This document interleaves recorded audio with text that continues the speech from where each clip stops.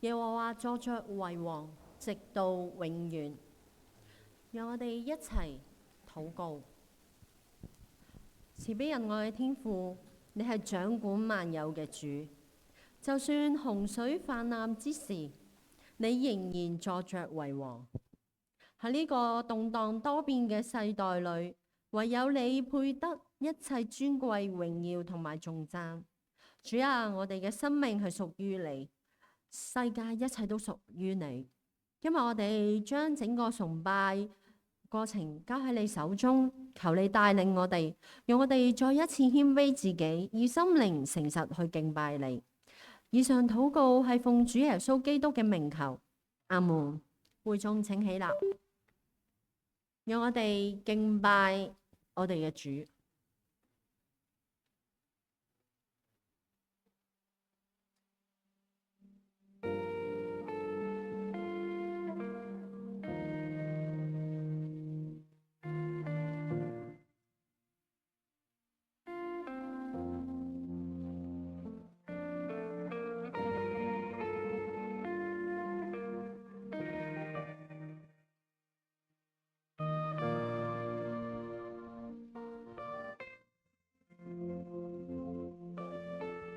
縱使山崩塌，地也震動，不必驚怕。世界雖黑暗，仍未害怕，今得光照。上帝會掌管每時刻，你是君王，願你賜祝福與平安，盼望與拯救。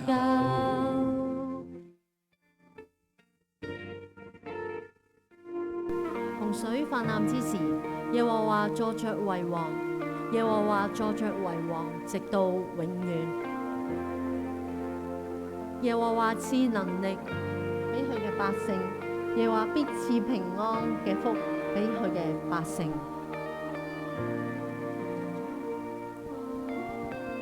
在聖所之處，在聖所之處，你的聲音滿有能力，在眾水之處，你的聲音滿有榮耀，上帝會掌管每時刻，你是君王，願你賜祝福與平安，盼望與拯救，上帝會掌管每時刻，你是君王，願你賜祝福與平安，盼望與拯救。願你晝夜同往，我的心要仰望，榮耀大君王。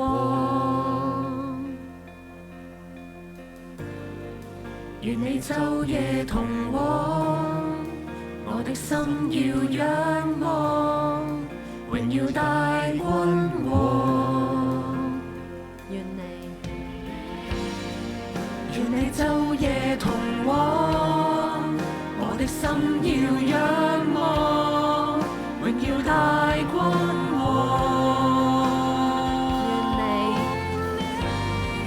願你晝夜同往，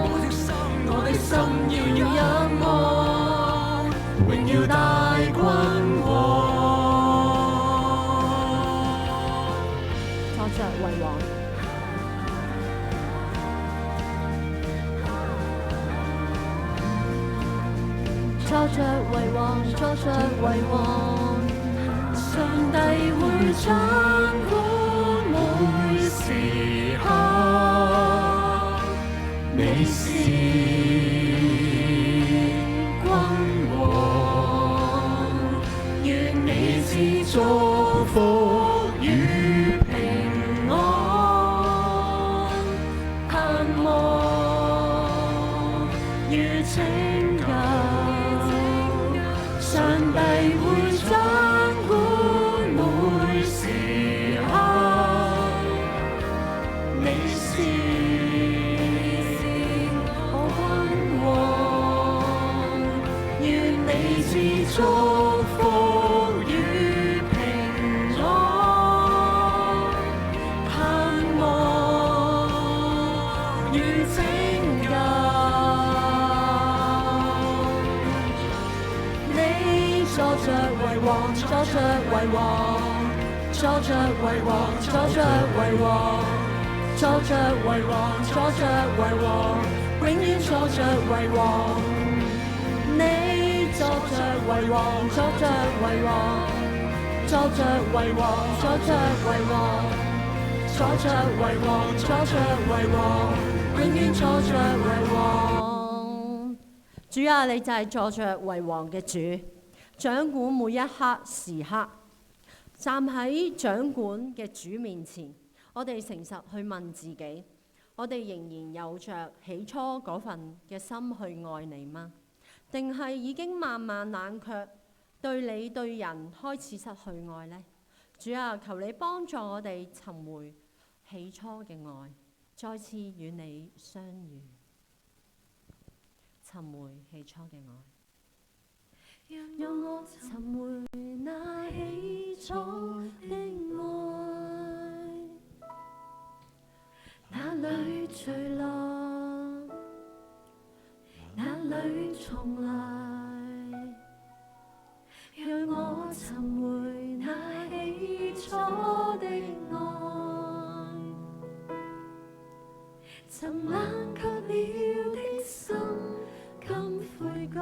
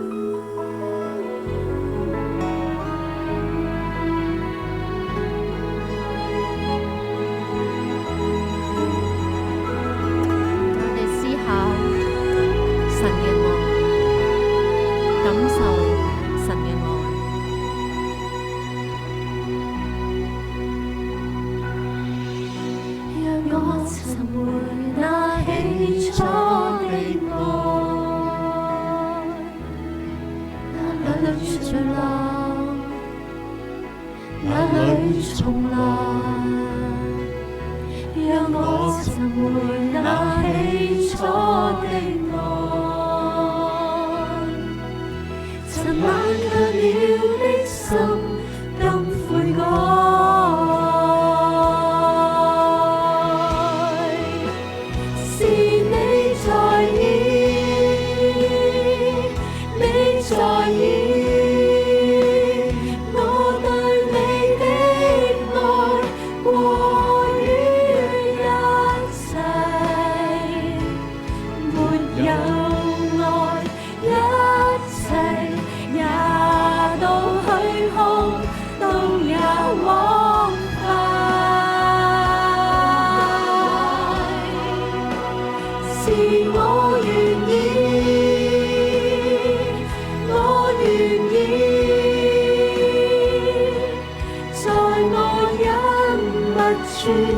與你相遇，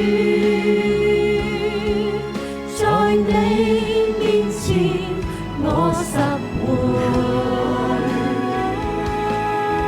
在你面前我拾回，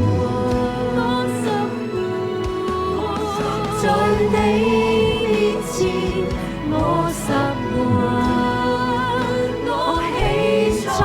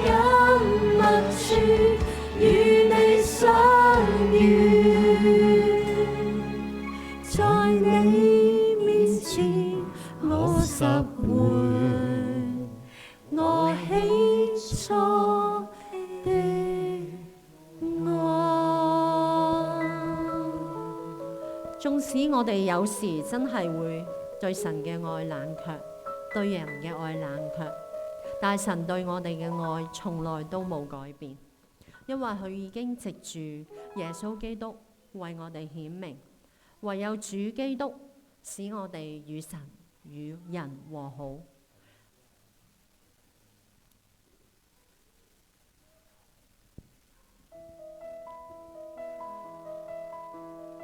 係啊，唯有主基督，我哋用呢首歌去表達，去宣告。你為我作中保，獻上挽回祭，坐在神的右邊，滿有尊貴。再沒有可誇的，我得救是本乎恩，也因着信靠耶穌基督，我得稱為義。除你以外，再沒有別的神是我的拯救，在我生命裏作王。除你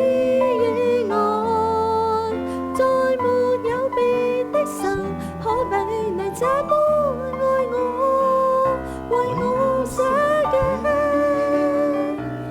唯有主基督，在我還作罪人時，為我死，流出寶血救贖我，赦免我的過犯，唯靠主基督，而我來到寶座前，無懼怕。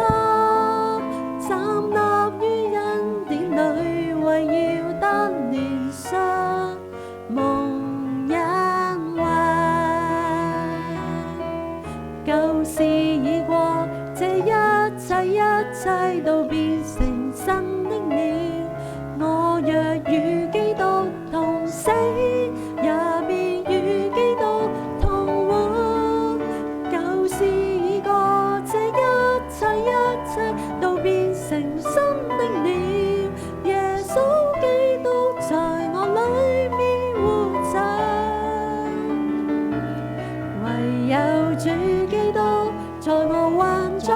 因是為我死，流出寶血救贖我，赦免我的過犯，唯靠主基督，而我來到寶座前，無懼怕，站立於恩典裏，為要得憐恤，蒙恩惠。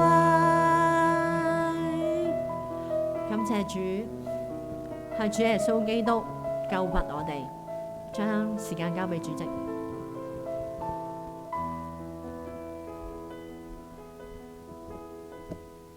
係弟兄姊妹清楚，係以下落嚟係讀經嘅時間。唔該會眾一齊讀單數啊，我讀雙數。以弗所書2章14至16節，因為他自己是我們的和平，使雙方合而為一，拆毀了中間隔絕的牆，而且以自己的身體終止了冤仇。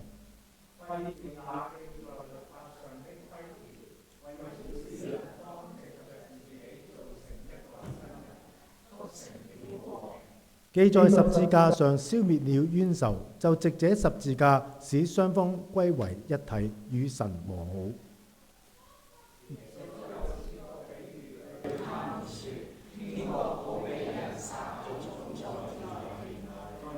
在人睡覺的時候，他的仇敵來，把雜草散在麥子裏，就走了。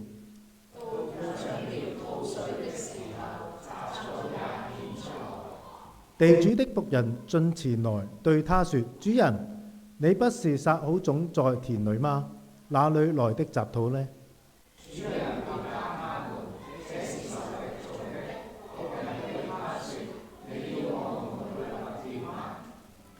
主人說：不必，恐怕拔雜草也把麥子連根拔出來。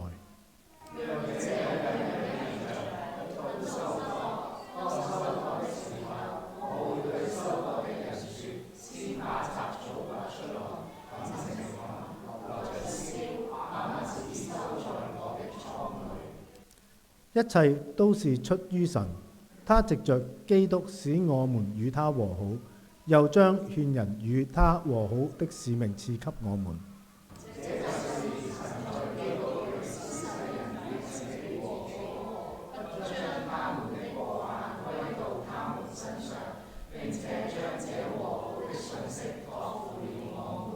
所以，我們作基督的特使，就好像神藉我們勸你們一般。我們替基督求你們與神和好吧。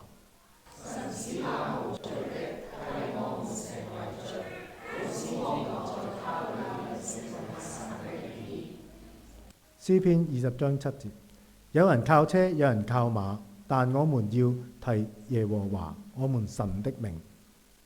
馬太福音5章44。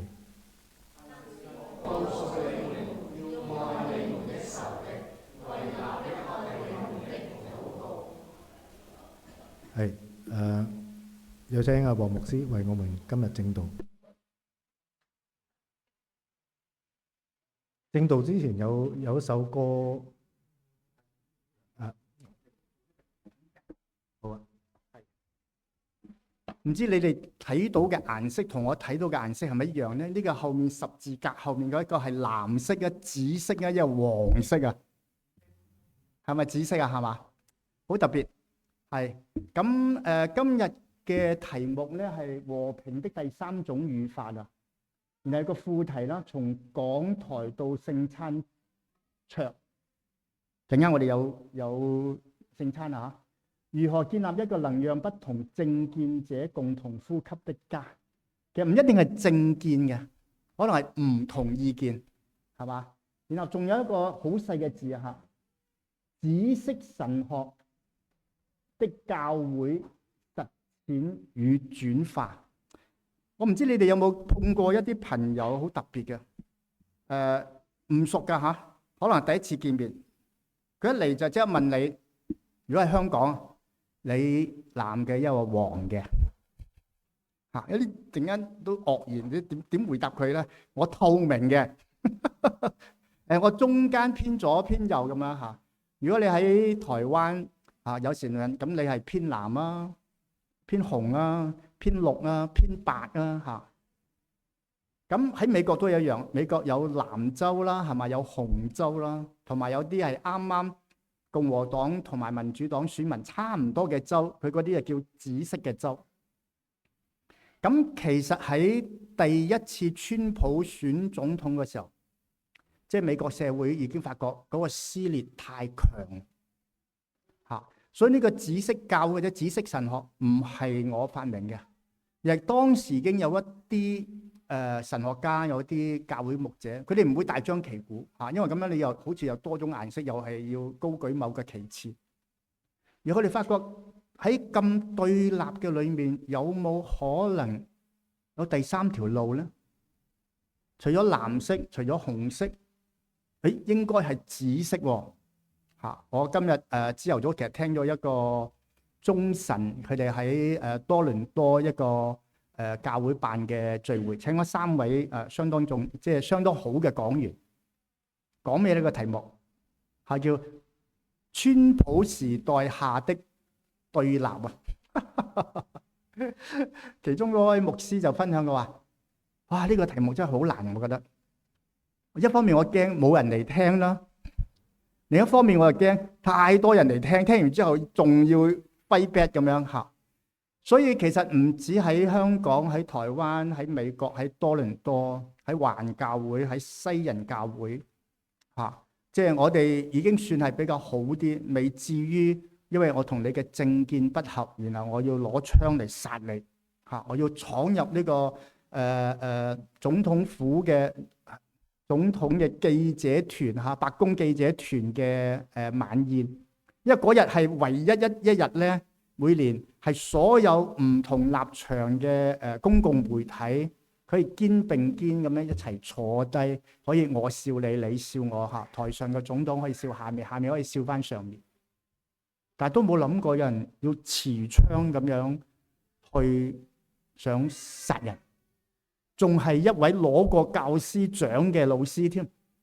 所以真係，最近因為我同阿 Angel 一路傾緊啊，佢要揾咩學校，我真係都好擔心啊！如果你個仔係俾一個咁極端嘅老師喺度教，咁會點咧？就算佢課堂上面唔講呢啲嘢，但你事後知道，原來我個老師係咁樣，你都覺得佢好心傷啊！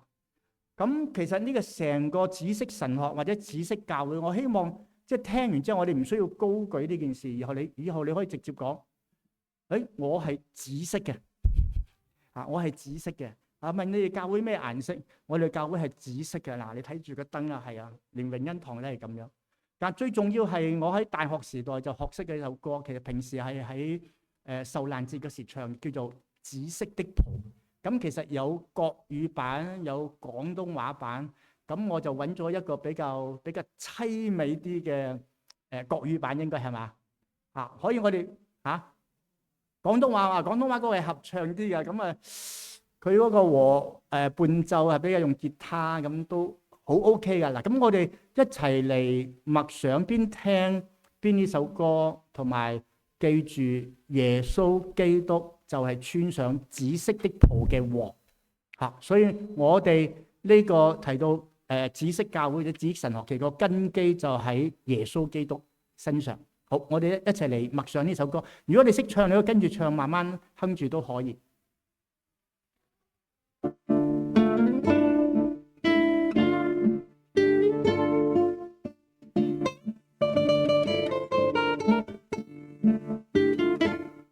紫色的袍，荊棘冠冕，都圍在他手中。全迎兵的嘲笑譏諷，有主建立不動。他在羅馬衛兵面前，承擔我們罪責，誰受還要滿身傷痕，救主滿山而行。處被釘在十字架，高高懸在烈日下，人類數不盡的罪惡過犯，我救主完全承擔。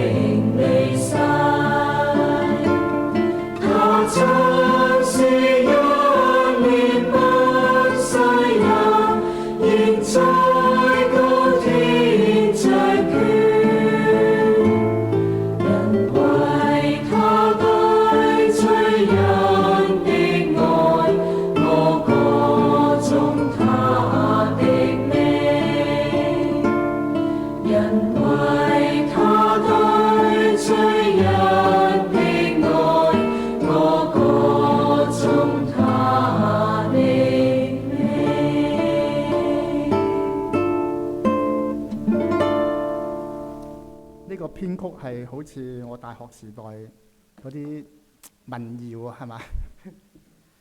咁我先嚟講講有關紫色神學係乜嘢先。我哋睇第2章嘅投影片，先有個簡單嘅定義先。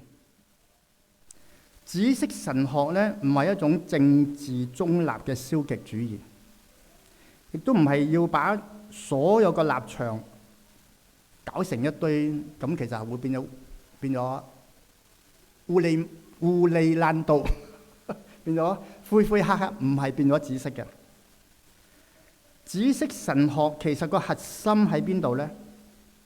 就喺耶穌基督元首嘅主權裏面。我再俾多個經文，唔喺上面嚇。喺約書亞記5章13到14節，當時約書亞咧要去攻打耶利米城，好重要。然後佢見到一個人攞住把刀，企喺面前擋住佢，跟住佢就問：你係嚟幫助我哋嘅咧，抑或嚟幫助我哋嘅敵人咧？即係你要二選一，你唔係藍就係黃，唔係藍就係綠，唔係紅就係藍。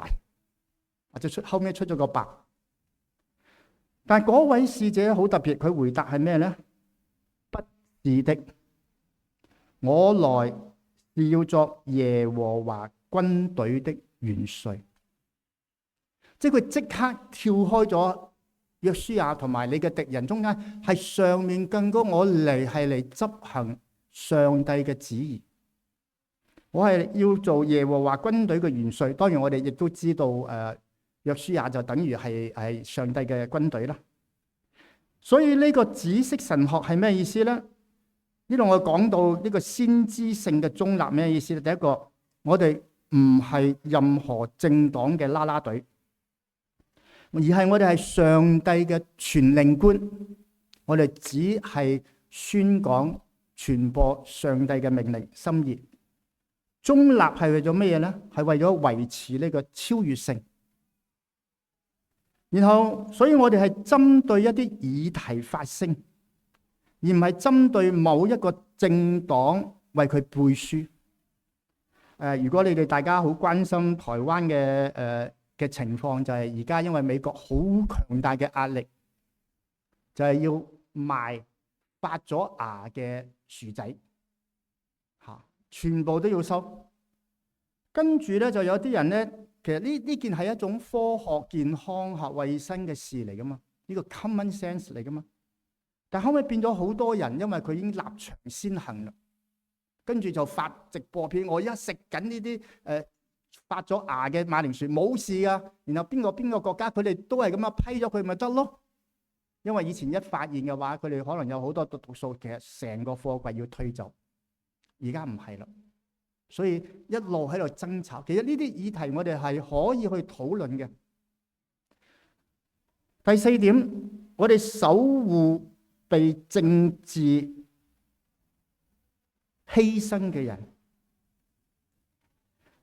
中立係為咗讓福音嘅門打開，讓所有嘅人都可以入到教會，而唔係你係咩顏色。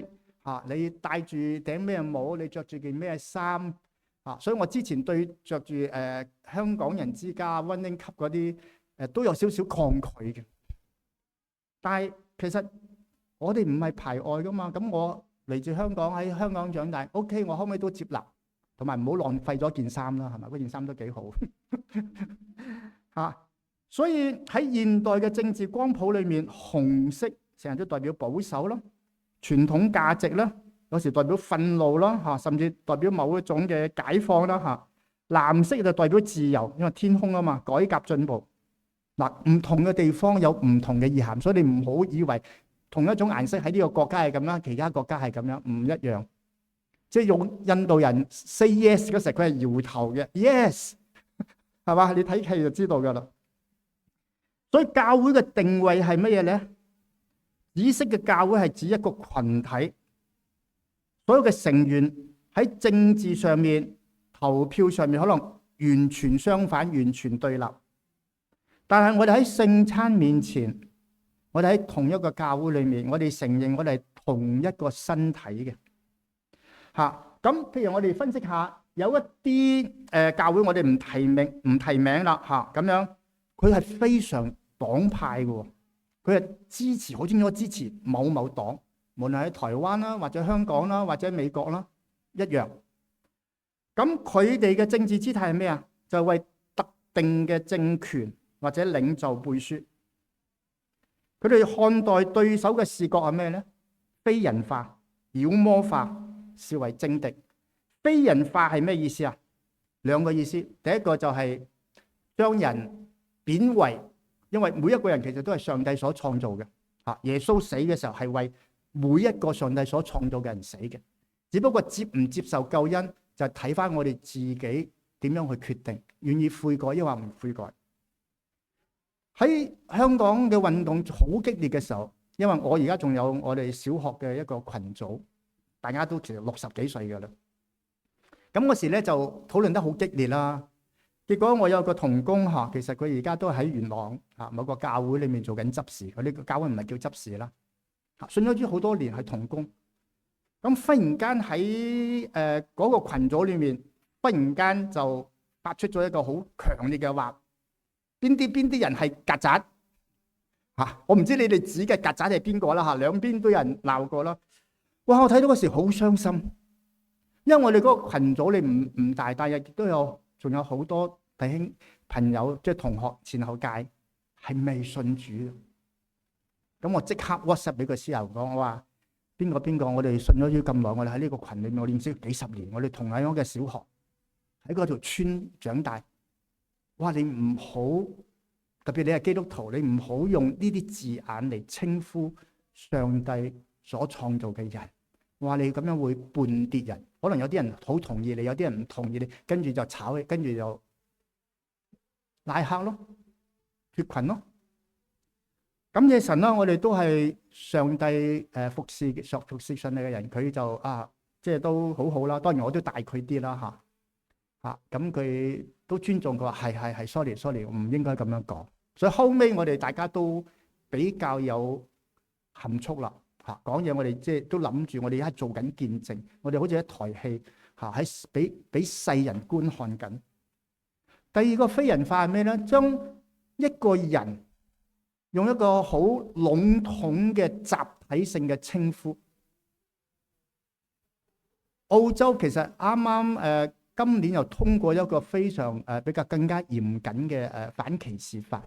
因為你睇到前嗰幾年，哇！嗰啲反猶嘅立場，每個禮拜六都去咩嚇？From the river to the sea 嚇，即係由約旦河到地中海，全部都可以將人趕下落去。其實呢句説話係一個好強烈嘅政治意涵，即係猶太人、以色列人，你全部去死啦，全部落海啦！哇！嗰啲標語啊，嗰啲吶喊全部咁樣，因為以色列人或者係猶太人都係敗類。哇死啦！咁猶太人裏面有冇信主嘅咧？有喎，嗰啲錫安我哋稱為嗰啲彌賽亞基督徒。咁猶太人裏面有冇啲係正人君子，甚至佢亦都係唔同意以色列政府嘅人咧？亦都有嘅喎。但係將某一個人，香港人就係咁樣噶啦。嗱，呢啲特別係我喺元朗住咗好多年啦。呢啲鄉下佬就係咁啊，呢啲圍村仔就係咁噶啦。係嘛？哇！北京人係點樣？所以當你將一個嘅個體籠統咁樣歸納為某某人，哇！你就不得了啦。台灣而家成個，因為11月28號我講咗好多次啦，呢度選舉，台灣都有選舉，好重要嘅選舉。然後哇！而家嘅執政黨就係反中保台。我成日睇到呢個字眼嗰時，哇！咁複雜嘅地緣關係，咁複雜嘅血緣關係，咁複雜嘅種種嘅政治啊，各方面嘅關係，點可能用4個字搞掂呢？反中係咩意思呢？哇！中國而家係愛德基金會係全世界印聖經、出口聖經最多嘅地方，你難以想像。因為由最早愛德基金會當時成立就係我有一位宣教士嘅老師就喺嗰度幫手，我哋好早就去過嗰度做參訪，亦都做咗一個中國教會嘅專題。三自教會公開嘅宣稱係有3000幾萬基督徒，家庭教會就由4000萬、5000萬、6、7000、8000萬都有人講，多少咧唔知道。所以有好可能中國其實就係擁有最多基督徒嘅國家。咁你反中係反乜嘢咧？反國中國共產黨，或者亦或係反對中國共產黨某啲嘅意識形態，亦或係中國政府，亦或係中國百姓反得咁犀利。其實統計台灣每年有300幾萬人去大陸旅行，有100幾萬人去日本旅行。呢個溝通，呢個交流，唔係一句説話就搞掂咯。但係每一次到選舉嘅時候，呢句説話就永遠出嚟啦。包括我有一位同學，我同佢講討論嘢，跟住佢又貼4個字：反中保台，即係冇得傾。但係我哋真係識咗太耐啦，我哋就唔會話斷交咁樣。所以呢個非人化兩重意義，所以我哋盡可能準確係邊啲事情、邊啲嘅政策、邊啲人做呢個決策嘅，就係針對呢一班人，然後嚟討論，而唔係咁樣講。呢一班人香港人嗱呢班移民咗嘅香港人點樣？唉，真係睇到呢啲嘢嘅時，真係好心噏啊！最終嘅目標係咩咧？一定要勝利。特別喺呢啲單一選區，即係只要多數票就贏嘅，唔係絕對過半數嘅多數票，係多數。只要我多你贏一票就贏，哪怕我得30% 嘅票，或者而家台灣賴清德總統大概40幾個% 嘅票，因為佢哋認為如果我贏唔到喺呢次選舉，我贏唔到嘅話，乜都假咯。所有嘅預算幾千億上照嘅預算你冇咯，冇晒咯如果係白宮咁樣或者美國一夜之間換咗成萬幾萬人，咁喺澳洲亦都係噶啦。澳洲因為有影子內閣一路跟住，所以係無縫接軌，即刻換政權，馬上影子團隊全部上去。所以好多時候你見到政黨佢嘅本質，無論佢表面講得幾好，佢嘅本質就係一定要贏到呢個選舉。除非有一啲國家比較係可以聯合政府嘅，咁可能仲可以拗下。咁呢啲係黨派化嘅教會，我希望我哋教會唔係咁樣啦，亦都唔應該係咁樣咯。咁某一啲灰色嘅教會係點咧？佢哋去政治化啦，迴避，唔好講，講多都係鬧交嘅啫。消極妥協，保持沉默。問我咩顏色？冇顏色，或者七彩，或者透明。然後假裝分歧不存在，差唔多啦。每個政黨都係咁噶啦，人性係罪惡噶啦，反正都係鐵達尼號，一早晚都係沉噶啦，修橋補路冇用嘅。然後我哋追求表面嘅和氣同埋迴避衝突，而某一啲時刻係 OK 嘅，但係長遠嚟講，呢個唔係神嘅心意咯。所以紫色教會係咩意思咧？我哋係拒絕投靠政權，但我哋有選舉，你可以支持某一個議題嘅問題。我哋好困難，因為點樣咧？即係你選嚟選去得一票啦，或者有啲國家仲有個政黨票啦，係嘛？即係政黨票到累積到幾多嘅票數嘅話咧，呢個政黨就算一個地方嘅議員或者立法院選唔到咧，佢亦都係按呢個比例可以有幾多個嘅立法委員。而家民眾黨就係咁樣。其實佢哋一個都選唔上，但係佢哋喺立法院裏面有8個民眾黨嘅立法委員。然後我哋保留對任何政黨基於聖經嘅批判空間，係基於聖經嚇，唔係亂想攻擊對方。個困難就係其實我哋因為得一票啊，頂多2票連埋你嗰個政黨票，或者我哋喺呢個澳洲，我哋有可以選好多下，可以撥票咁樣。所以你唔可能所有嘅嘢你都同意佢，然後先投嗰票。所以你支持投咗嗰呢一票，唔係表示你全部都同意佢，但係你冇其他選擇。喺川普第一次選舉嘅時候嚇，嗰時我哋喺某個地方啦，唔講啦。咁其中有一位就係國內嚇中國嚟嘅一位，其實喺大學裏面教書，算係高級知識分子啦。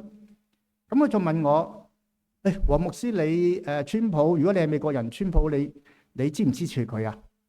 我話我支持佢喎。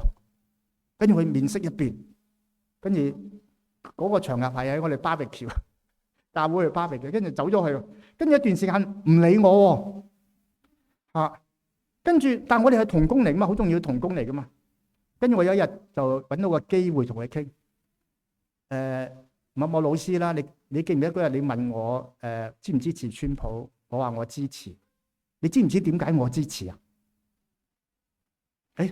佢就冇諗到。我話因為川普接見呢個福音派教會嘅領袖，有一次唔知喺邊度啦，喺佢嘅山莊，因喺邊度？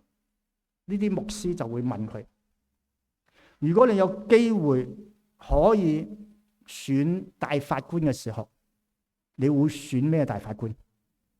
我真係好神奇啊！川普佢喺啲任期有啲總統任期一個都選唔到，因為佢哋係終身制咁。結果川普係選咗3個，因為4個，我唔記得咗咯，好似係3個4個嚇。我話因為川普親口回答，我會選保守派嘅大法官，因為我希望佢哋會推翻呢個羅德與 Rose and Eve 嗰個羅德與韋恩法案，呢個係墮胎法案。因為美國每年有成2000萬嘅墮胎，然後佢希望推翻呢個墮胎法案之後，就算一半人啦，咁你都救咗1000萬個最弱勢嗰啲 baby。我因為呢個原因，其他佢咩，我覺得都唔重要。呢個係拯救上千萬嘅生命，我支持佢咯，係嘛？所以好多時候我哋係基於聖經嘅批判，或者聖經佢一啲價值觀當然你要慢慢熟悉信仰、熟悉聖經因為唔同嘅人解經有唔同嘅重點啦。但係起碼生命係上帝看重嘅。另外，我哋承認多元共存我哋喺聖餐座前，我哋喺教會裏面，我哋視彼此為肢體。你係手，你係眼，我係腳，你係胃。我哋亦都意識到沒有任何嘅政黨能夠代表神嘅國，追求基督嘅元首主權。我哋係追求基督元首嘅主權與真實嘅復和。耶穌基督我問一問大家，唔知你印象記唔記得呢啲羅馬兵丁係鞭打完耶穌之後，先至披呢個紫色嘅袍喺佢身上啊？一話披咗上去，然後笑佢寫下係猶太人嘅王，然後再鞭打佢啦。因為紫色喺古代係一個好昂貴嘅染料啊，好唔容易揾出嚟所以紫色嘅袍係貴嘅。我之前唔記得清楚，我今朝再查清楚。呢個係耶穌被打到血肉模糊嘅時候，全身都流緊血。如果你睇過 Passion 嗰套電影就知道咯。然後佢哋先將呢個紫色嘅袍披上去。我就係諗，披完上去血肉模糊，身上面沾咗耶穌嗰啲血啲皮肉咁樣，呢件衫仲可唔可以用呢？仲會唔會收回去呢？但喺嗰個畫面裏面，其實耶穌基督係用一個血肉模糊，佢犧牲自己，然後係好 ironical 咁樣，好反諷咁，羅馬人取笑佢披上呢件衫，然後話佢係猶太人嘅王。神嘅工作就係咁樣，佢唔止係猶太人嘅王，佢係全人類嘅王，到今日都係咁樣。所以我哋喺一個紫色教會裏面，其實我哋要追求嘅就係咁樣。好多時候係我哋自己受傷嘅，但為咗我哋尊重耶穌基督俾我哋嘅榜樣，俾我哋嘅主權，我哋仍然係用翻呢一個嘅精神，然後嚟侍奉，嚟面對我哋身邊嘅朋友。可能有啲你識咗幾十年嘅朋友。我哋再睇下一章。咁成個紫色神學同埋紫色教會嘅基礎係咩咧？第一個就係拆掉隔斷的牆，廢掉冤仇。頭先就係我哋所讀嘅以弗所書2章14到16或者到18節。當保羅寫以弗所書嘅時候，我哋都通稱為監獄書信啦。當年嘅猶太人同埋外邦人嘅隔閡係血緣上面、宗教上面同埋政治嘅總和，係你睇得見嘅。當時聖殿仲喺度，仲未被拆啊，因為到主後70年成個燒晒啦，得翻嗰面哭牆。而聖殿裏面真係有一道牆隔開，之外咧就係外邦人嘅院，再入去咧只有猶太人啦，或者係祭司咁先可以入去，係內院啦，至聖所啦、聖所咁樣嘅。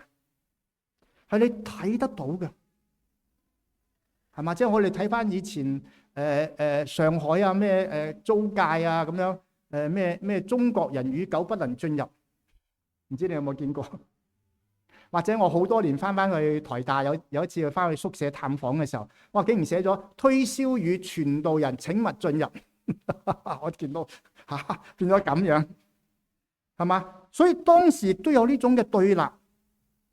遠超而家嘅藍綠或者藍紅，幾乎係敵我死亡嘅關係。但係保羅講乜嘢啊？保羅話：如果基督喺自己嘅肉身裏面廢掉呢啲嘅深仇大恨，讓兩下合而為一，其實唔止係外邦人同埋猶太人啦，不分猶太人、希臘人，係嘛，化外人等等等等，都喺主裏面成為神嘅兒女。佢唔能夠讓我哋唔同政見或者唔同某一啲事情嘅看見合一嗎？所以紫色教會嘅使命唔係消滅對方嘅立場，而係消滅因為立場而產生嘅冤仇。呢段經文對我特別深刻，因為我喺台灣過咗28年啦。咁我哋都聽過228事件啦，係嘛？嚇，搞咗幾十年，哇！真係非常之嘅仇恨對立。喺1990年嘅時候，我嘅老師啦就周聯華牧師，當然佢聯絡咗好多人，然後舉行咗第一次，包括行政院長呢個侯百川，佢係做過國防部長嘅後尾就係俾李登輝總統兵馬式兵團揾佢嚟做行政院長，然後就即係佢啲軍權嗰啲冇晒咯。然後佢就揾埋長老會，因為長老會係本土嘅教會因為以前台灣喺即係所有嘅宣教嘅機構裏面咧，視為邊疆，所以台灣嗰時喺浸信會係叫屬於邊疆委員會負責嘅一個工場。而因為長老會好早就入咗去台灣宣教，即係馬偕啊，你聽到嗰啲馬偕博士啊，去淡水啊咁樣淡水中學啊，周杰倫就喺嗰度畢業噶啦。然後所以其他宗派都認為呢啲荒蕪之地唔需要嚟，所以係長老會喺台灣係100幾年嘅，係最資深。到咗1949年所有宣教士教會都要閂門，然後所有其他嘅宗派喺1949年或者1950年，最晚唔會超過51年，全部都撤退晒去台灣。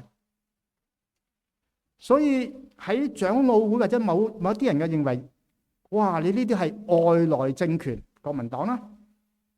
然後你呢啲教會即係我哋已經嚟咗呢度100幾年啦，你而家先至嚟係逃難嚟，你哋係外來教會。其實呢兩邊又加上228嘅事件，有好多嘅仇人，好多人死咗啦，一直都唔能夠講、唔能夠説、唔能夠碰嘅傷痕。但係呢個傷痕一度喺度㗎，每年都到228就不得了啦。而家變咗係假期啦變咗個公定嘅假期，感恩咯。而當年就有好多人睇到，我哋唔可能繼續咁樣落去，已經70年啦。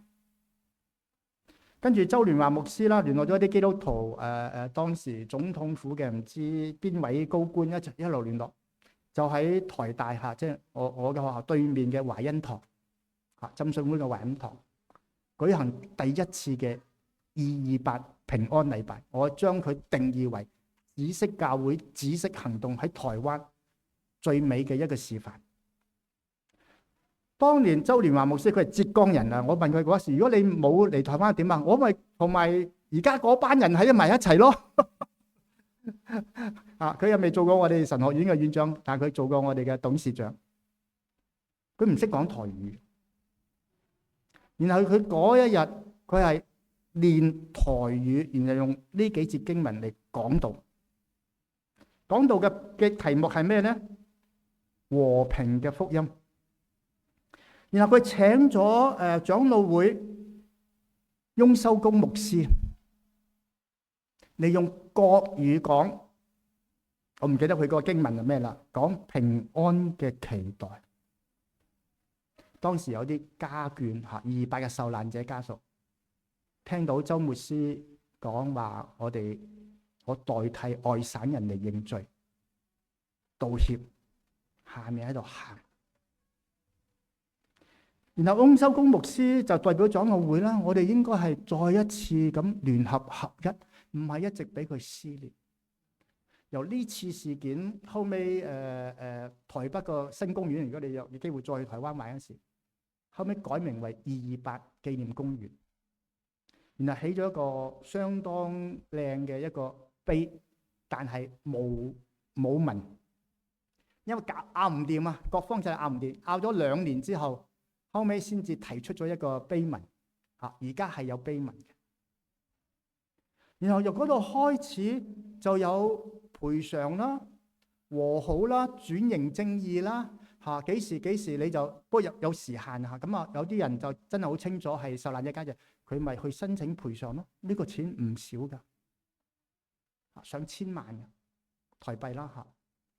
所以呢一個係神或者基督耶穌最重要嘅一個，我希望我哋嘅教會港人之家，特別我哋都經歷咗好多嘅事啦，嚇，我自己嘅成長就經歷咗嚇，即係我58年出世啊嘛，跟住66到76係文化大革命啦，係嘛？睇住好多屍體飄嚟，然後跟住成個英國改變啊，然後到97啊，然後到後尾所有嘅運動，我哋真係經歷咗好多。但係經歷咗好多之後，我哋應該更加睇透裡面啲問題。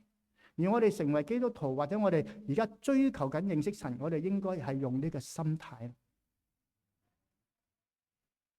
所以感謝神。我老師幫我做咗個非常之好嘅榜樣。第二個神學嘅根基嚇，就係末世論嘅謙卑。頭先我哋讀咗呢個頭先我哋比較新嘅譯本翻為雜草啦，因為雜草同麥子你其實個樣係睇得好清楚嘅。咁古老嘅翻譯就係稗子，因為嗰個稗子同麥子睇嚟上嚟係差唔多嘅。咁對於我嚟講，哇！呢個弟兄咁樣，呢個點樣趕佢出教會啦嚇？呢個係仇敵撒嘅種子。喺呢啲爭議裏面，我哋成日都認為我哋自己係站喺正義嗰方，我哋係正義嘅麥子，而對方係必須要立即拔除嘅邪惡嘅稗子。我唔知你哋點啦，因為我屋企度有啲地啊，有啲地，哇！真係曾經我哋種過葱嘅。而家乜都冇，我睇過雜草。有一次，大概我女婿頂唔順啦，直接走嚟幫我剪草，我好多謝佢。主人提醒咩啊？唔好等到成熟之後再一齊拔，因為而家你拔咗佢咧，可能你拔嘅係麥子、稗子，你以為係稗子，但係一掹嗰時咧，連麥子都死埋。因為我哋睇到嘅係嗰個圖。好唔一樣喎，因為拔咗佢，但其實下面咧，上帝睇到啊，嗰啲根啊已經搞埋一齊，你拔唔到噶。所以我哋有時觀察一啲嘢係咁樣，但其實走到後尾係點樣，我哋唔知道噶。所以我哋要保留呢種末世論嘅謙卑。哇，邊個係敵基督？好似唔係喎，後尾好似嗰個係喎，其實唔需要猜咯。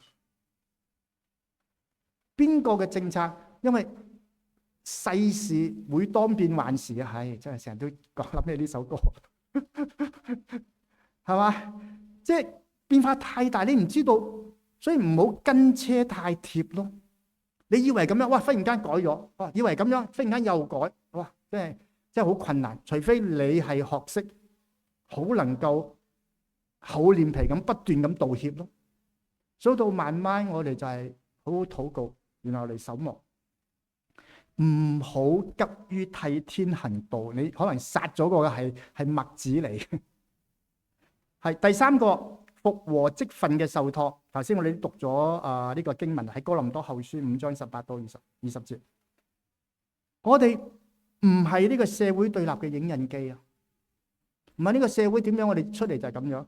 咁其中我哋都睇好多嘅嘢啦，好多嘅資訊啦，係嘛？因為我嘅角色比較特別啦，因為我喺台灣嘅背景啦、香港嘅背景啦，然後澳洲嘅背景，我亦都喺中國大陸生活過啦，嚇住過，有啲服侍過啦。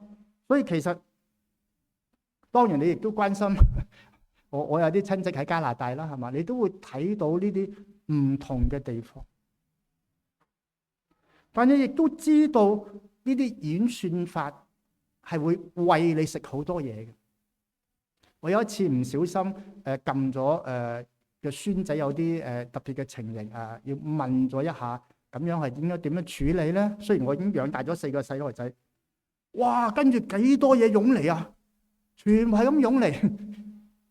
所以我哋不斷咁接收資訊，但係你要贏過呢啲演算法咯。我自己我唔係好識呢啲嘢，我就將所有好多對立唔同嘅 channel、唔同嘅 YouTuber 我都訂，甚至有啲我都甚至按個讚，然後留幾個説話多謝你，要迷惑呢個演算法。我唔知有冇用啊！所以我收到嘅資料係各方各面都有咯嚇，贊成川嘅，唔贊成川普嘅嚇，贊成邊個唔贊成邊個嘅。咁通常如果你冇意識到嘅話，你就喺呢個資訊嘅繭房啊，你結咗個繭嚇，呢個資訊嘅同溫層裏面，然後你開始標籤化對方。黃咩人一黃老就點樣啊？老就殘係嘛？人一藍就老就殘咁樣，類似呢啲啦，即係已經好勁噶啦嚇。然後開始你武器化你嘅語言啊，你平時唔係咁噶，但係因為你可能係匿名喺網路上面發表，哇好多平時你唔會鬧人嗰啲三字經乜都出晒嚟嘅，目的係咩啊？我打敗你，我要打敗你咯。但係我哋係一個和平嘅使者啊！我哋要接收唔同嘅資訊，中文嘅、英文嘅啦嚇，咁樣都要睇啦嚇。多倫多，我睇到中神竟然辦咗個咁激烈嘅川普時代嘅對立嚇，咁激嘅題目啦。咁你都去睇咯，係嘛？點解有啲人贊成嚇？即係我好欣賞嘅一啲香港嘅 YouTuber， 哇！點解佢哋咁強烈反對侵嘅？然後另外啲人點解咁強烈咁樣支持侵嘅？然後點解佢哋兩個花咁多時間喺度咔？我今日真留咗言俾慎思明辨伍 Sir， 因為佢做咗一個 YouTube， 仲有啲特效即係指正咩二軒啊，其實我都好欣賞佢哋兩個。我話伍 Sir 差唔多啦，唔需要，如果你咁樣做落去，你自己都變會好 low 噶啦。特別嗰啲果效、嗰啲特效，你專心論述你嘅觀點咪夠咯咁樣。哇！跟住有幾個人喺度撳讚喎，慎思明辨啊，上去睇睇。所以我哋接收咗啲資訊之後，我哋要套用呢個知識濾鏡。呢個知識濾鏡咩？就頭先講嗰4個神學嘅根基。然後我哋盡量用復和嘅語言，我都討過咗點樣同呢個伍 Sir 講咧，亦都唔需要睇咩，因為我嘅 YouTube 我唔識改，我係有我張真嘅相喺上邊嘅，一查就查到我係邊個嘅，我唔識改我都唔理噶啦，反正我既然想發言，我就真面目示人。然後你復和嘅語言咯，我能夠勸趙善軒啊，係啊，其實我覺得佢講一啲金融史嗰度，我覺得佢講得好好嘅。然後你用啲復和嘅語言嚟勸咯，因為佢哋兩個人其實都係好有學問。如果一天到晚都係做呢啲視頻，咁其實我失去咗好多吸收佢哋智慧嘅經驗。目的係咩啊？尋求理解與修復咯。我哋目的係修復，因為耶穌基督係廢掉兩造嘅冤仇。第4個，第3點冇啦。跟住我哋就做一啲壓力測試啦嚇。我哋點樣應用呢個紫色嘅神學或者呢個濾鏡或者紫色教會嘅觀點嚟睇？嗱，我用嘅就係川普總統嘅例子嚇，或者頭先我點解講咗咁多台灣嘅例子？因為講台灣、講川普、講美國喺呢個言論自由裏面，我係安全嘅。最少唔會哇！網上大家都嚟揾阿黃牧師拗頸嚇。如果你問我，如果假定我仲係我係一個美國人，我得一票可以投，老實講，我都係會投川普，所以我戴咗呢個頭盔先嚇。我唔係反侵嘅人，但係我係咪所有嘅嘢都同意佢咧？肯定唔係咯。咁呢個我係4月20號嗰時做完嘅，做完後尾我就唔改佢噶啦。咁由喺美伊嘅戰爭開始，伊斯蘭堡談判啦，然後開始扣押呢個貨船啦，然後川普威脅轟炸發電廠、轟炸橋樑，將伊朗打回呢個石器時代。哇！呢啲好強烈嘅喎，呢啲。當我哋面對川普總統同埋伊朗之間嘅戰爭局勢時，我哋好了解佢係先威脅先至去談判嘅，呢個係佢嘅特色。即係頭先我喺車上面都同阿 May 傾，哇！我媽媽最想去個國家旅遊，你知唔知道係邊個？北韓。佢好多次同我講，唔知點樣去北韓去行下咧咁樣。我真係好欣賞呢個肥仔金啊！佢幾勁啊！呢個國家細細咁樣，又可以搞掂呢個美國，搞掂呢個中國大陸，仲大家都買佢怕。哇！呢個一流嘅政治人物，我媽媽佢有呢啲民間嘅智慧嘅，從人角度嚟講，我媽媽講得好啱嘅，係嘛？好似呢段時間佢全部唔講嘢，乜都唔講，因為冇必要，唔可以惹禍起身。咁其實川普佢自己嘅策略，一係川普總統啊，唔係川普牧師，我哋要分得好清楚。咁呢啲肯定唔係咁合適啦嚇。紫色神學提供係咩咧？我哋要超越呢個單純支持開戰或者反對開戰，我哋要更深咁樣諗。而好重要，我哋拒絕將戰爭神聖化，我哋絕對唔應該為特定嘅政權背書。將人嘅權力鬥爭披上神聖嘅外衣，呢種係偶像化咗政治領袖嚇。咁川普有一次畫咗嗰張圖係人哋畫嘅，係嘛？然後耶穌咁樣去醫治咁嚇。咁其實我睇落嚟其實都冇乜嘢，覺得唔係川普將自己變成耶穌咁，佢覺得有人咁樣我可以幫到一啲人醫治呢啲人，好事嚟嘅。但結果引起好大嘅反彈。其實呢啲係不必要嘅噪音嚟嘅咯，咁佢都收回啦。有人靠車，有人靠馬，但我們要提到耶和華我們神的名。打贏仗係咪真係完全靠軍火咧？睇睇阿富汗，睇睇南北越戰爭嘅時候，唔係你武力大就一定會贏。其實好多時候，亦都唔係你武力細你就一定輸嘅。睇睇以色列六日戰爭嘅時候嘅情形。你冇辦法諗嘅，諾曼第登陸忽然間大霧嚟喎，咁你咪上晒岸咯。所以亦都喺呢個過程裏面，因為戰爭由聖經時代一路到呢2000幾年耶穌之後嘅時代，已經好多嘅神學家、好多嘅思想家去反省咩戰爭係容許嘅咧？有咩戰爭係唔應該咧？喺戰前、戰爭嘅中間，以至於戰後，呢個成個係一個正義戰爭裏面已經好完整嘅論述嚟嘅。咁如果你而家話要炸發電廠，當然而家4月幾啦，唔係咁凍啦。如果你到冬天嘅時點咧，係嘛？炸淡水廠，炸晒啲橋梁，但係諗一諗，會唔會有個爸爸而家其實佢個仔係重病，食緊一啲入口藥？而家我封鎖你，你又再封鎖我。而家佢睇住個仔一日一日咁樣，可能喺佢手裏面死咗嘅。所以戰爭係一個悲愴性嘅事。而當我睇到好多 YouTuber 話呢個1小時啊、3小時啊點樣嘅時候，有啲人直情喺度笑。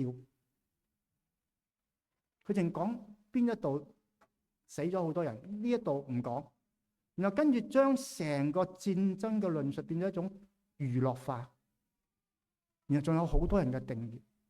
其實我每次睇到呢啲嘅時候，我就心裏面非常之嘅痛苦。其實真係，因為死一個人都係好多。當然我哋唔贊成伊朗咁樣，哇，即係暴亂咁樣殺咗幾千人到可能幾萬人。所以對呢啲公義戰爭係咪符合比例性，或者有冇區分戰鬥人員同埋呢個平民？當然我哋睇到哈馬斯已經將啲平民攞埋嚟做盾牌咁樣，但係始終呢啲嘅論述已經喺基督教傳統裏面、基督教倫理裏面已經好清楚。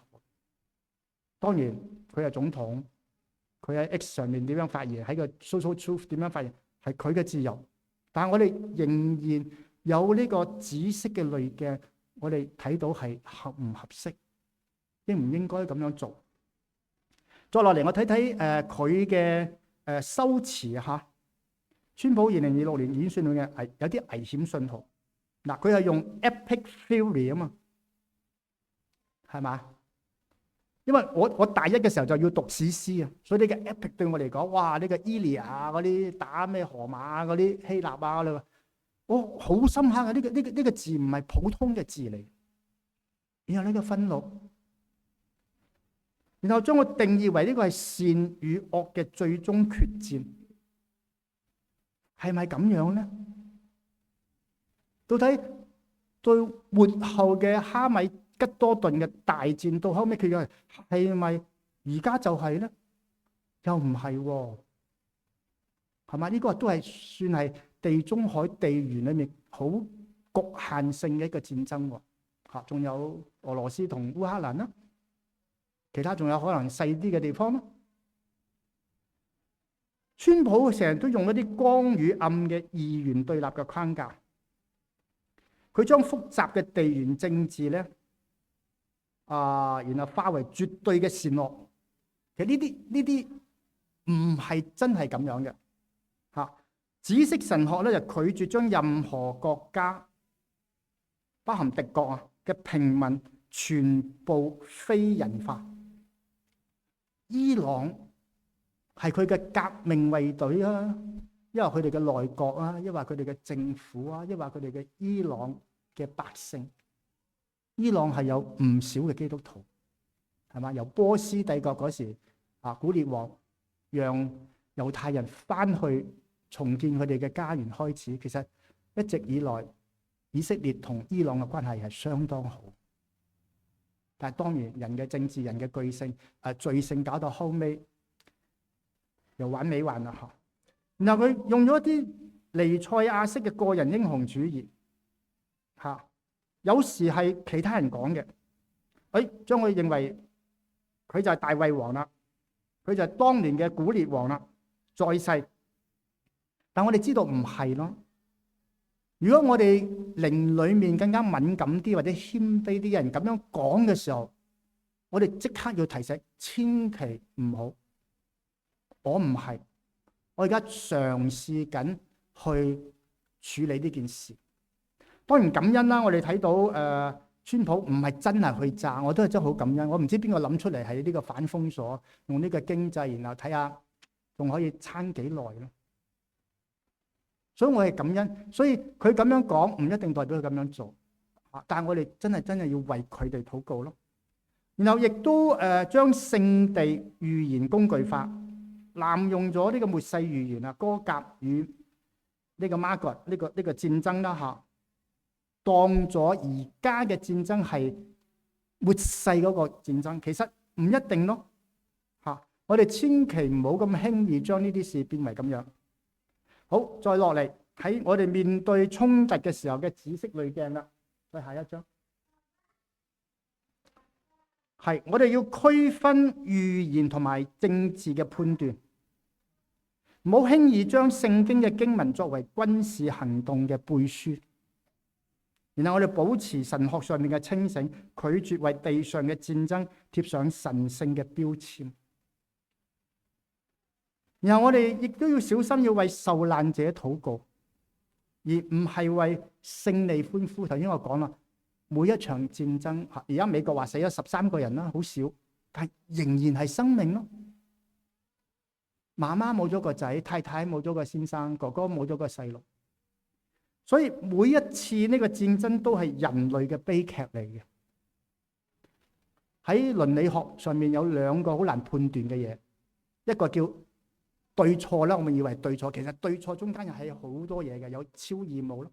其中一個係對而悲愴，其實戰爭可能係屬於呢度，可能就我講咗，等下仲有下面嘅。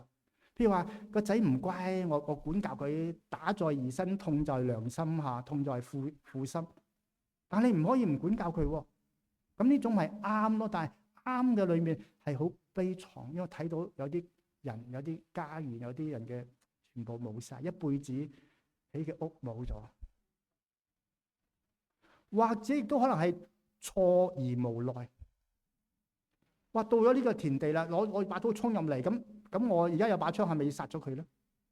我知道殺人係好痛苦嘅，但係呢件事情可能係錯而無奈，我冇辦法咁樣做。或者你可以將呢件事放喺對而悲愴。喺呢個模糊空間，我成日都好掙扎。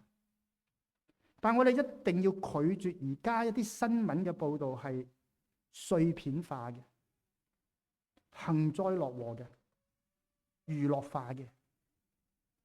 啱啱查理斯國王喺兩院聯合會議裏面講完一篇好重要嘅講道咯，唔係講道嚇，30分鐘嘅演講。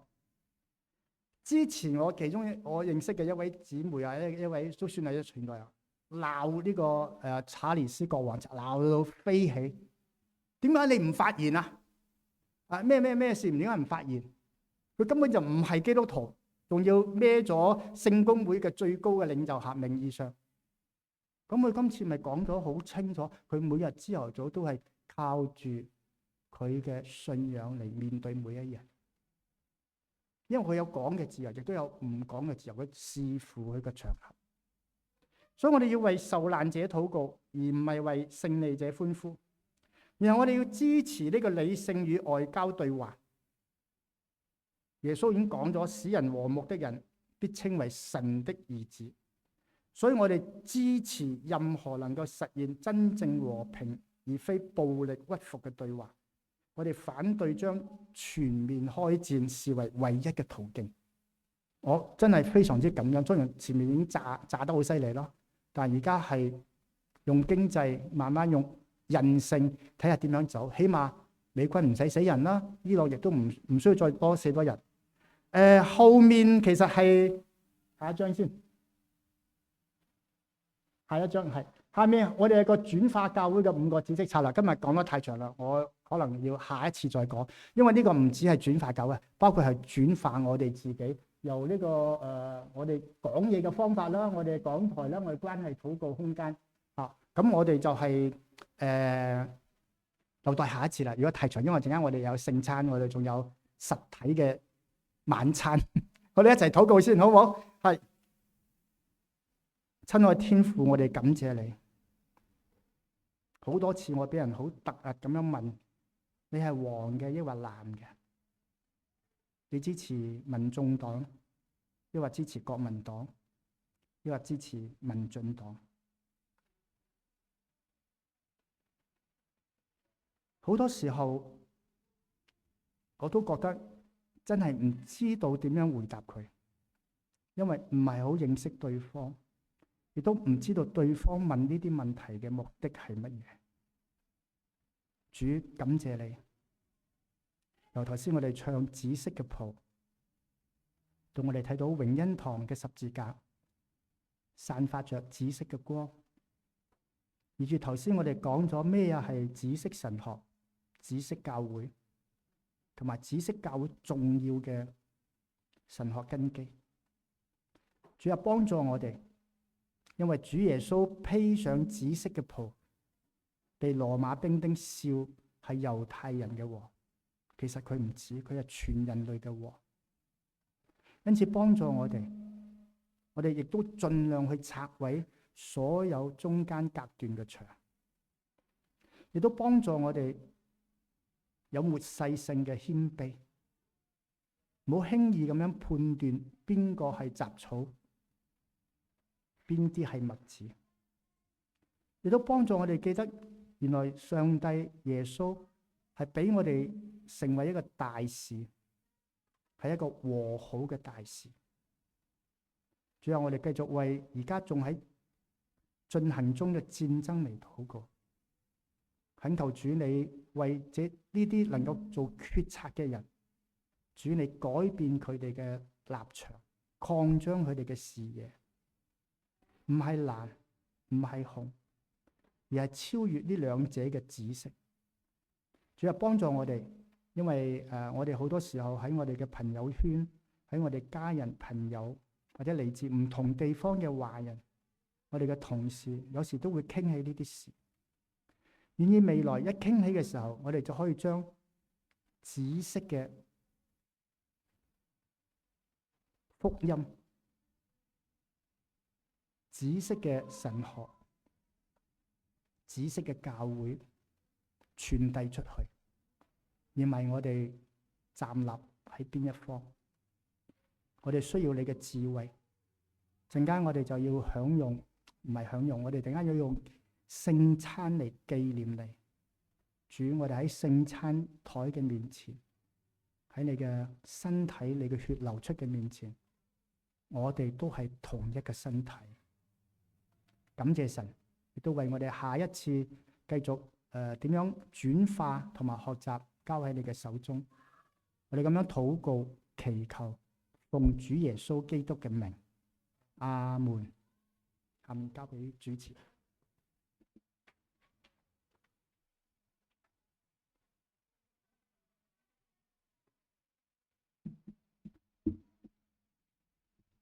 我哋咧以詩歌去回應，作為一個和平之子。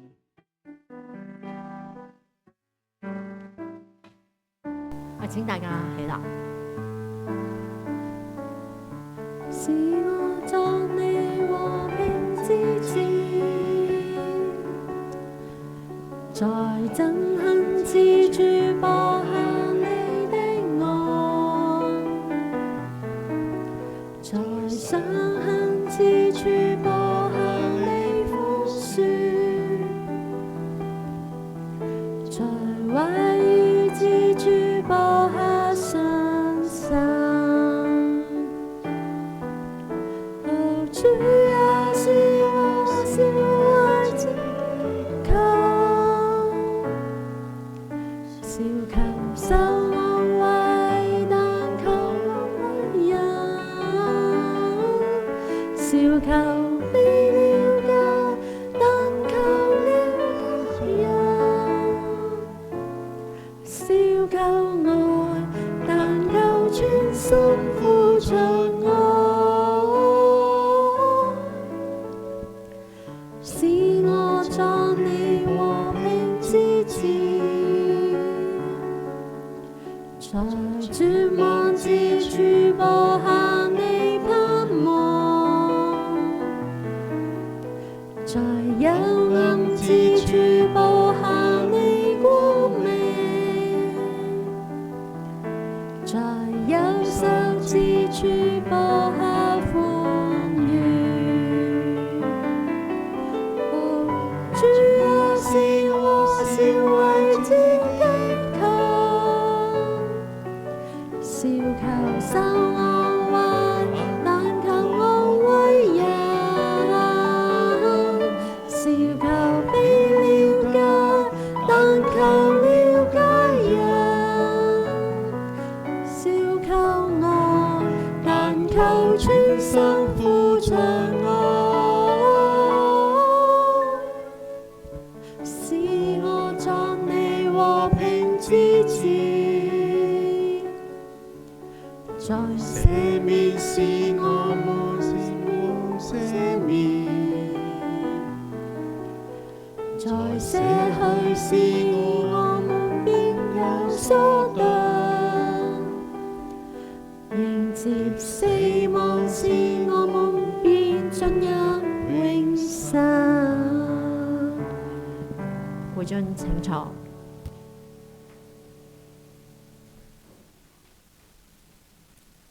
每一個月第一個禮拜六係我哋嘅聖餐崇拜。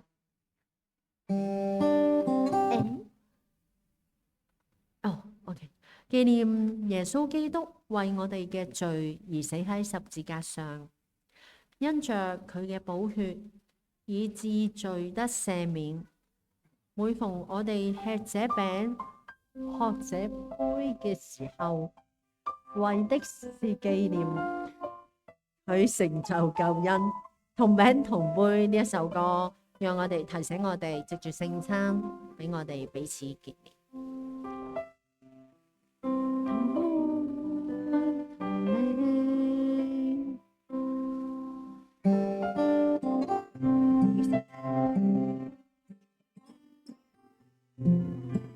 無論喺現場或者係網上嘅弟兄姊妹，我哋一同領受聖餐。同杯同領，同分同享同證，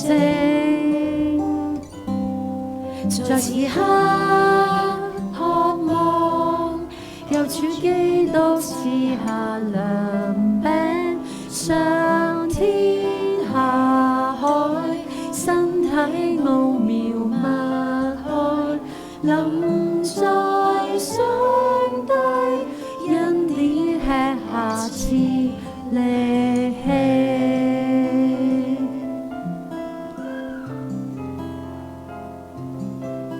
同病同輩同齡，同一同生同死，十架高掛下，血水分開每滴流出，會傾我心，杯中紀念救恩，承受罪債，感恩錯下永念記。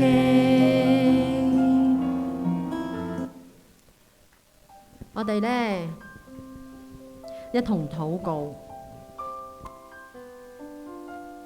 啊！慈悲人我嘅天父，我哋感謝你，你派你嘅獨生子主耶穌基督為我哋嘅罪死，釘喺十字架上，因着主耶穌基督嘅寶血，以致我哋罪得赦免，不再被罪捆綁，得以自由。父啊，我哋原是不配的。如果唔係你嘅恩典，我哋亦都唔能夠成為你寶貴嘅兒女。主啊，每當我哋按你嘅吩咐紀念主嘅恩情，願我哋謙卑俯伏喺你面前，求你嘅恩光照耀我哋，讓我哋省察自己裏頭有咩唔合理嘅心意，得罪你或者他人嘅地方。我哋再一次去承認自己只係個罪人，懇求主赦免。以你嘅寶血洗淨我哋嘅罪，以致有力再前行。願我哋每一天繼續去親近你，將你嘅話語存記喺心裏面，過一個得勝嘅生活。凡事與蒙主嘅恩相稱。感恩禱告係奉主耶穌基督嘅名求，阿門。我哋咧先去讀呢一段哥林多前書嘅經文。我把從主領受的傳給你們，就是主耶穌被出賣的那天晚上，佢拿起杯來，祝謝後擘開，說：這是我為你們犧牲的身體，你們要這樣做來紀念我。飯後，他照樣拿起杯來說：這杯是用我的血立的新約，你們每逢喝的時候，要這樣做來紀念我。所以每當你們吃這餅、喝這杯的時候，就是宣告主的死，一直到主再來。所以無論誰用不恰當的態度吃主的餅、喝主的杯，就是冒犯主的身體、主的血。人應該省察自己，才吃這餅、喝這杯，因為人吃喝卻不辨明那是主的身體，就是吃喝自己的審判。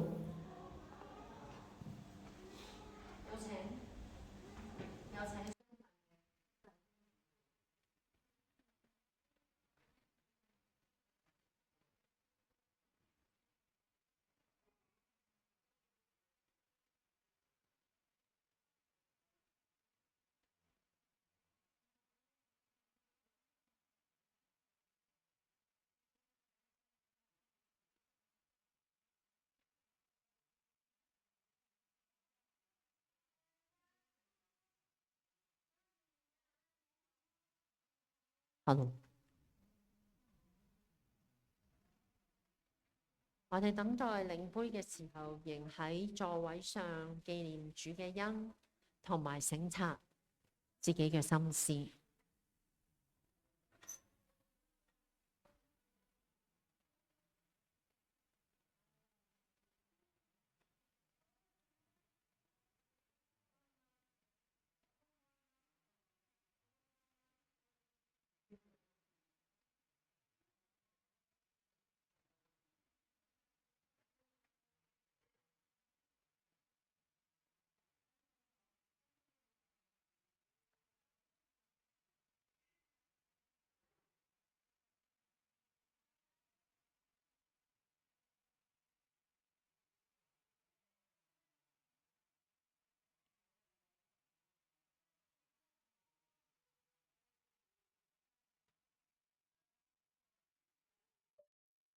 耶穌基督話：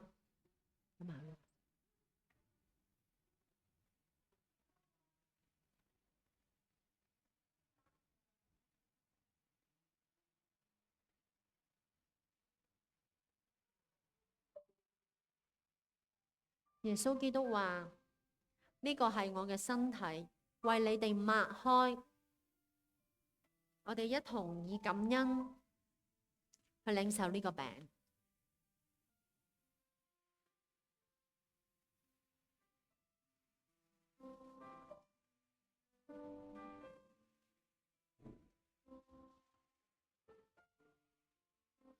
飯後，耶穌又拿起杯來，祝謝。我哋一同以感恩嘅心領受呢個杯，紀念主。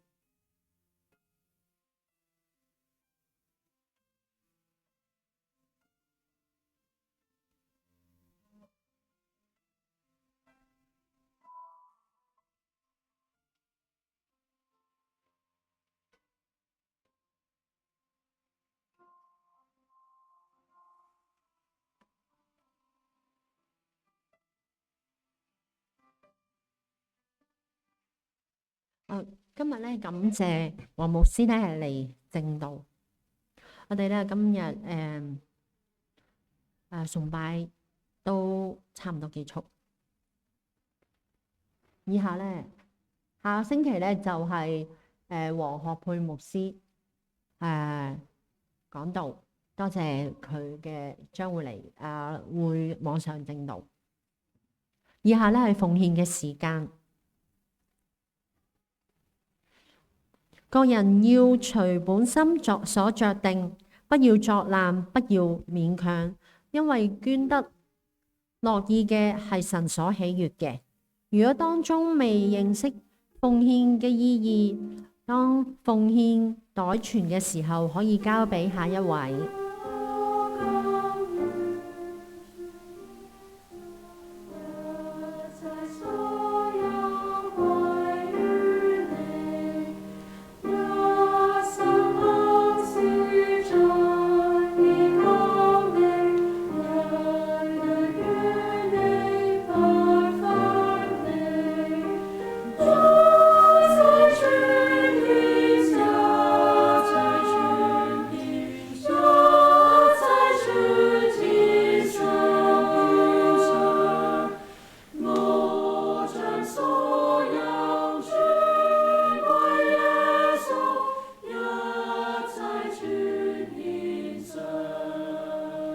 我哋一齊為獻金禱告。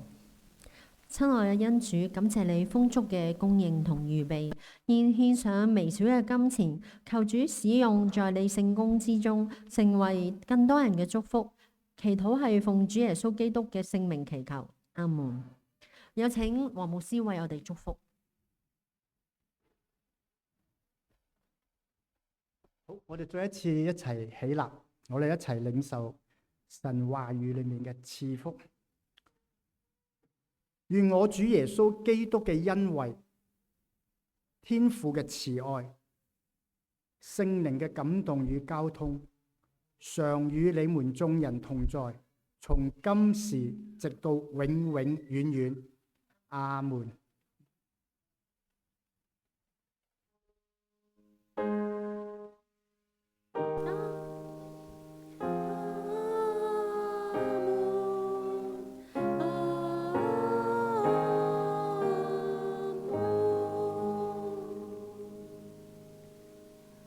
崇拜結束，弟兄姊妹請坐，默禱後散會。